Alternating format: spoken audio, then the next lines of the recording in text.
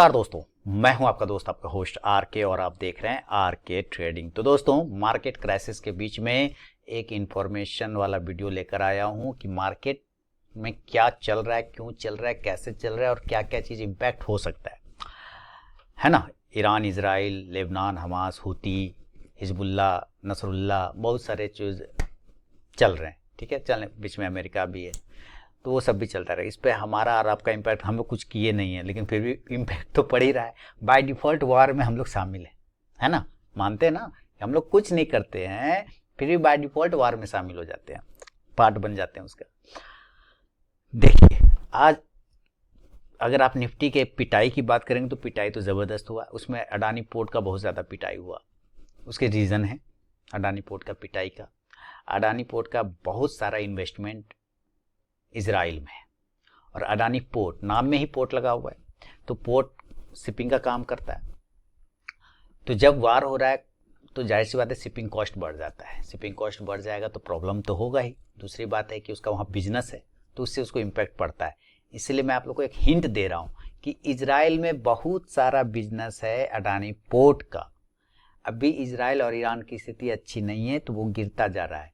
In case कभी कोई अच्छी खबर बीच में मिल गया कि भैया ठीक हो रहा है मामला, तो पहले कौन दौड़ लगाएगा, ये आपको समझ जाना चाहिए। पहले कौन दौड़ लगाएगा, कौन शेयर भागेगा, ये आपको समझ में आ जाना चाहिए। दूसरी बात, टाटा कंज्यूमर है ना, जानते क्या करता है टाटा कंज्यूमर? टी का बहुत बड़ा, चाय का जो है बहुत बड़ा एक्सपोर्टर है वो, हाँ एक्सपोर्ट करता है, उसका बिजनेस बहुत है। वो मिडिल ईस्ट में दारू बैन है, पता है ना, मिडिल ईस्ट में दारू वगैरह ज़्यादा नहीं चलता है, इसलिए चाय जो है ना वहाँ का मेन पेय पदार्थ है। तो चाय, और इंडिया पूरे वर्ल्ड में 10% हिस्सेदारी रखता है, चाय एक्सपोर्ट करता है। अब चूंकि उधर लड़ाई हो गई तो वहाँ लोग अब चाय पिएगा कि जान बचाएगा? आंसर आता है जान बचाएगा। तो इसका मतलब क्या है कि चाय का जो है एक्सपोर्ट वाला धंधा है वो गिर जाएगा, और उसका इम्पैक्ट आप टाटा कंज्यूमर पे देख सकते हैं। जाके 6% 7% धड़ाधड़ हो जाता है, गिर जाता है जहां मामला गड़बड़ होता है। तो आपको ये चीजें आगे इन फ्यूचर काम आएगा, जो मैं अभी बता रहा हूं कि अगर मिडिल ईस्ट में लड़ाई होता है किसी भी कारण से, तो कौन सा शेयर गिरेगा, कौन सा शेयर पहले रिएक्ट करेगा, ये आपको ध्यान होना चाहिए। ठीक है, और अगर वो स्थिति अच्छी हो जाती है तो कौन सा शेयर रिएक्ट करेगा ऊपर जाने के लिए, ये भी आपको पता होना चाहिए। ये सारे हिंट्स देता जा रहा हूं, आप समझते जाइए बातों को। ठीक है, दूसरी बात क्या है कि देखिए, शिपिंग की जितनी कंपनियां हैं, सब पे इंपैक्ट आता है। कोई ये नहीं बोलेगा कि नहीं हमको कोई फर्क नहीं पड़ता, ना। आप अगर एक्सपोर्ट वाली कंपनी है, शिपिंग वाली कंपनी है, वो भी पानी वाला कंपनी है, या चाहे हवाई जहाज से शिपिंग को लेके जाते, कहीं कोई दिक्कत नहीं है। लेकिन अगर लड़ाई उस जोन में हो रहा है, उस एरिया में हो रहा है, आपका धंधा वहाँ है, तो फर्क तो पड़ेगा। तो वहाँ आपका काम कैसे चलेगा? नहीं चलेगा तो डाउन आएगा ना। अभी देखिए, कुछ नए नए लोग तो हर दिन आते हैं मार्केट में। अब जैसे कि मैं एक एग्जांपल देता हूँ, होता क्या है कि जैसे मैंने RBNL मान लिया 18 रुपये पर खरीदा, तो RBNL अभी गिरा के 490 500 पे है ना। 600 चला गया था, 600 ऊपर, अभी 500 के आसपास में है। लेकिन जो लोग नए लोग आए उनको तो RBNL 18 रुपये 20 रुपया थोड़ी दिखेगा, उनको तो दिखेगा क्या कि अरे RBNL 500 पे मिलता है, तो वो वहाँ एंट्री कर लेता है, और वहाँ से 10% गिर गया, तो लगता है अरे यार जब हम घुसे तो गिर गया ये। लेकिन चूंकि मैंने क्या देखा कि वो उतना पीछे से आया हुआ है, तो अब मेरे लिए भी वो महंगा है कि भाई इतना ऊपर आ गया कौन लेगा। लेकिन जो नया घुसता है उसके लिए तो सस्ता है। तो जो नए लोग आते हैं, मैं उन लोगों से कहता हूँ कि आप जब घुसे ना, जब मार्केट में, तो आप किसी भी स्टॉक्स को लेने के पहले थोड़ा स्टडी कर लें, उसका हिस्ट्री देख लें, जिससे आपका बचाव हो सकता है। आपका बचाव हो सकता है मार्केट के गिरावट में। जैसे एक स्टॉक है कृतिका वायर, सब सही है, बढ़िया ढंगा, कोई दिक्कत नहीं, ठीक है, चल रहा है। लेकिन चूंकि अब मार्केट ही सब गिर रहा है तो वो कहाँ टिकेगा भैया, वो भी तो गिरेगा। अब कुछ लोगों ने मान लीजिए ले लिया है, अब वो पूछ रहे हैं कि इसका क्या होगा। तो भाई लिया एक दिन के लिए थोड़ी था, 5 दिन के लिए लिया था कि 10 दिन के लिए लिया था? वो तो 3 साल 5 साल के लिए लोग लेते हैं अगर इन्वेस्टमेंट करते हैं। तो उसमें अगर वो 5% 10% गिर भी गया, 20% गिर भी जाता है, तो क्या फर्क पड़ता है अगर फंडामेंटल उसका खराब नहीं हुआ है तो? जब तक किसी कंपनी का फंडामेंटल अगर खराब नहीं हो तो उसकी गिरावट से भी क्या फर्क पड़ता है? वो तो फिर देह झाड़ के खड़ा हो जाएगा जब सब कुछ सुधरेगा। तो बात समझ में आ रही है ना? इसी तरह मैं इशारा दे रहा हूँ आपको कि अगर मिडिल ईस्ट में, ईरान में, इजराइल में मामला सब सही होता हुआ नजर आता है या कुछ खबरें भी आती है, तो आपको वो स्टॉक्स पे नजर रखना चाहिए जो स्टॉक्स अभी डैश हो गया है ज्यादा, और उसमें तो अडानी बाबू बहुत ज्यादा गिर गए हैं। तीसरी बात क्या है कि आप जो ट्रेड करते हैं, कैपिटल करते हैं, मार्केट की वॉलेटिलिटी बहुत बढ़ गई है। देखिए इस वीडियो का आज ही इंपॉर्टेंस है, कल इंपॉर्टेंस नहीं रहेगा, है ना, परसों इंपॉर्टेंस नहीं रहेगा, क्योंकि ये करंट सिनेरियो में वीडियो बना रहा हूँ, इसलिए इसको देखना चाहिए आप लोग को पूरा। अब देखिए जो आप वॉलेटिलिटी में ट्रेड करते हैं, ठीक है, जो एक्सपीरियंस ट्रेडर है वो तो खैर कोई बात नहीं, कर लेते हैं। जो नए ट्रेडर है ना, और खासकर जो नए लोग आते हैं जो इंडिकेटर पे भी ट्रेड करते हैं, तो अच्छी बात है इंडिकेटर पे ट्रेड करते हैं, क्योंकि नई टेक्निकल समझ में आया तो चलो इंडिकेटर पकड़ लिए, इंडिकेटर ने बाय बोला तो बाय कर लिए, सेल बोला तो सेल बोल लिए। लेकिन दिक्कत क्या है कि इंडिकेटर जब एंट्री करवाता है ना, तो इंडिकेटर एग्जिट भी करवाता है। तो आपको अगर इंडिकेटर फॉलो करेंगे तो आप उसके अकॉर्डिंग पूरा फॉलो करिए, बाय और सेल। नहीं तो क्या होगा ना, आप उसके हिसाब से एंट्री तो ले लेंगे, जब वो एग्जिट बोलेगा तो आपसे एग्जिट नहीं हो पाएगा, क्योंकि इमोशन आ जाता है वहां पे, ओह अभी तो थोड़ा नीचे आ गया, देख लेते हैं, जबकि वो आपको एग्जिट एग्जिट बोल रहा है। फिर आपको लगेगा यार ये इंडिकेटर तो फंसा देता है ना।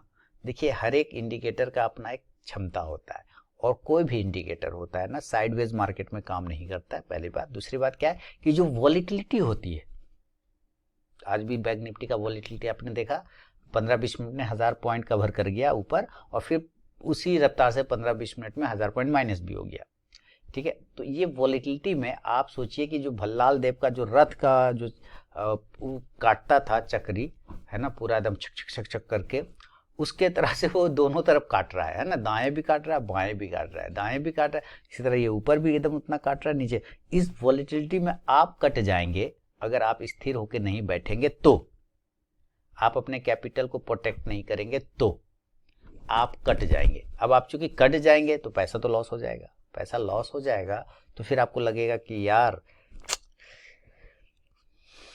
देखो मेरे निकलने के बाद ना मार्केट अगले दिन भाग गया, साला सेम दिन नहीं भागा, कोई देख रहा था, लग रहा है हमको जो है कोई देख रहा था, क्योंकि अभी भी बहुत सारे लोग इस चक्कर में थे कि मेरे ही लेने के बाद क्यों गिरता है, कोई देखता है क्या हमको, कोई देख रहा होता है क्या? अरे भैया आप अंबानी थोड़ी है, आपके पीछे क्यों लगेगा? 500-600 शेयर क्वांटिटी लेने वाले आप लोग के पीछे क्यों लगेगा? वो लोग लड़ेगा बड़े को भी, हाँ उसके बीच में आप घुसिएगा, चींटी हाथी के बीच में चींटी तरह घुसिएगा तो चिपाइएगा पैर से। भैया स्थिर होकर बैठे ना, वॉलेटिलिटी में थोड़ा शांत होकर बैठ जाइए।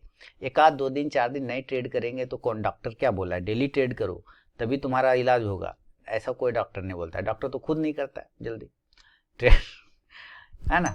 2-4 दिन जब वॉलेटिलिटी शांत हो जाए, मार्केट खत्म थोड़ी हो जाएगा 2 दिन में, है ना, 4 दिन में नहीं खत्म होगा। जब शांत हो जाए, वॉलेटिलिटी थोड़ा कम हो जाए, फ्लक्चुएशन थोड़ा कम हो जाए, तब आप ट्रेड करिए ना।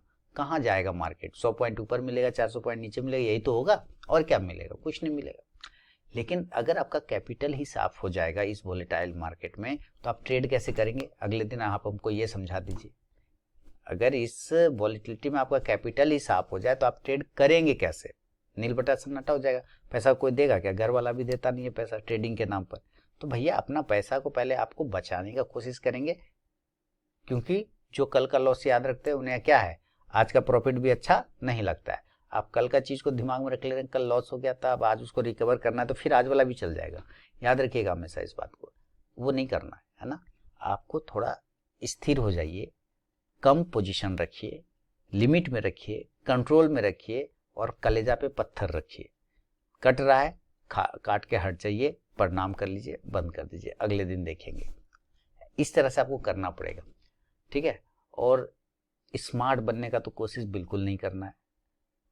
ओवर स्मार्ट जिसको बोलते हैं कि हम मार्केट से ज़्यादा तेज है, मार्केट से ज़्यादा तेज कौन होता है? कोई नहीं होता है। देखते हैं होता है बारेन बफेट साहब 16 लाख करोड़ का कैश रख ले, लेकिन एंट्री नहीं करता है मार्केट में, अभी तक नहीं किया है। कहता है मेरे पास 16 लाख करोड़ है क्योंकि मार्केट में हमको सही भाव नहीं मिल रहा है। तो उसको नहीं मिल पा रहा है, हमको आपको कहाँ से मिलेगा?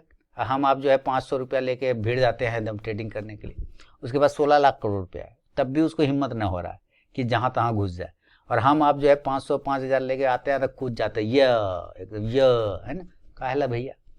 आप समझिए, आपके पास एग्जाम्पल बड़े बड़े हैं। हर गलती अपने से करके सीखना जरूरी नहीं है ना, कुछ दूसरों की गलती से सीख लेंगे। जीवन उतना थोड़ी कि अब सारा गलती आप ही करिएगा, फिर उस गलती से सीखिएगा, फिर काम करिएगा। उतना बड़ा तो लाइफ भी नहीं है, है ना।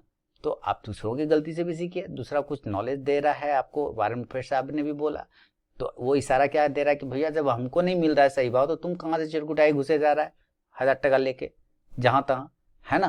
तो ये वो बता रहे, लेकिन लोग यहाँ पर भी क्या कहते हैं, आ गए हैं कूद जा। नहीं करना है भैया, स्थिर हो जाइए, रुक जाइए। गौतम बुद्ध ने क्या कहा उंगली माल डाकू को, मैं तो ठहर गया, तू कब ठहरेगा। जब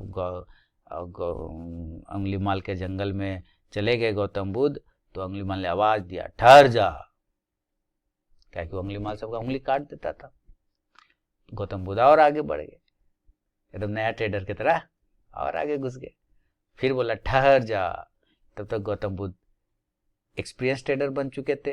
वो बोले, भाई मैं तो ठहर गया, तू कब ठहरेगा। यानी तुम जो ये चिरकुटाई उंगली काटने वाला काम कर रहा है लोगों का, कब रोकेगा इसको। तो इसी तरह मैं कह रहा हूं आप लोगों को, भैया थोड़ा ठहर जाइए, स्थिर हो जाइए, और नहीं तो फिर भैया उंगली कटेगा। उसका तो उंगली कटता था, वहां उंगली माल, यहाँ तो कैपिटल कट जाता है, साफ हो जाता है ना। मौत को छू के टक से वापस आ जाता है अपन। ऐसा नहीं करना है नवाजुद्दीन सिद्दीकी की तरह, ऐसा नहीं करना है ना। मौत को छू के ठक से वापस आता है, ऐसा नहीं करना है। आपको बिल्कुल नॉर्मल होना है और एडवेंचर नहीं करना है, वीडियो गेम की तरह नहीं करना है, एंट्री एग्जिट नहीं करना है। सिंपल सिंपल करिए, सिंपल सिंपल रहिए। Simplicity is the best policy, ठीक है। साधारण चीज जो है बहुत ही जबरदस्त चीज काम करता है। और अगर आप किसी इंडिकेटर को फॉलो करते हैं तो उसके प्रोस कौन समझिए, थोड़ा एक्सपीरियंस गेन कर लीजिए, थोड़ा बैक टेस्टिंग कर लीजिए, थोड़ा लाइव टेस्टिंग करिए, पेपर ट्रेडिंग करिए। लेकिन मैं पेपर ट्रेडिंग को उतना इसमें नहीं रहता हूँ। मैं चाहता हूँ कि लाइव ट्रेड 5 ही क्वांटिटीज करिए, पर करिए, ताकि उससे आपका इमोशन कनेक्ट होता है, तो आपको इमोशन कंट्रोल करने में मदद मिलता है। लेकिन आप इकट्ठे 500 क्वांटिटी ले लेंगे तो दिक्कत है। बात समझ रहे हैं। आपको करना पड़ेगा, सीखने का जो प्रोसेस होता है वो होता है। बाकी आपकी मर्जी है, मेरा काम था बताना, बता दिया। और आपकी सेवा में हाजिर ही रहता हूँ टेलीग्राम चैनल पर और अपने व्हाट्सएप चैनल पर, साथ ही अपने मोबाइल ऐप पर। आप ज्वाइन कर लीजिए फ्री ऑफ कॉस्ट में, कहीं कोई चार्जेस नहीं लगते हैं और कॉल्स वगैरह मिलते रहेंगे, ठीक है। तो ये छोटा सा 2-4 मिनट का 12 मिनट का भाषण हो गया। कैसा लगा, कुछ ज्ञान मिला ना मिला मुझे बताइए, ताकि मैं और ज्ञान लेके आ पाऊँ। बहुत बहुत धन्यवाद।